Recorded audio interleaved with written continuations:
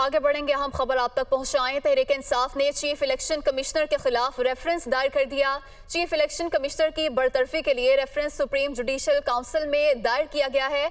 पाकिस्तान तहरीक इंसाफ की जानिब से ये रेफरेंस दायर किया गया है। इससे पहले भी पीटीआई चेयरमैन और पीटीआई रहनुमाओं की जानिब से कई बार चीफ इलेक्शन कमिश्नर पर अदम एतमाद का इजहार किया गया, उन पर जानिबदारी का इल्जाम लगाया गया और उनसे मुस्ताफी होने का भी मुतालबा किया गया था। और अब यह खबर सामने आई है कि तहरीक इंसाफ ने चीफ इलेक्शन कमिश्नर के खिलाफ रेफरेंस दायर कर दिया है। चीफ इलेक्शन कमिश्नर की बरतरफी के लिए रेफरेंस सुप्रीम जुडिशल काउंसिल में दायर किया गया है। तफसीलात जानेंगे, नुमाइंदा दुनिया न्यूज मोहसिन एजाज हमारे साथ मौजूद हैं। जी मोहसिन, बताइएगा इस हवाले से।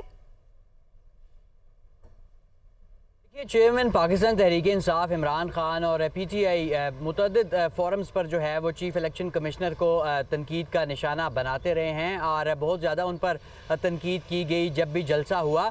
और ये जो सियासी तनकीद की जाती थी, आज बाकायदा चीफ इलेक्शन कमिश्नर के खिलाफ जो मामला है उसे एक कायनी और कानूनी फोरम पर ले जाया गया है।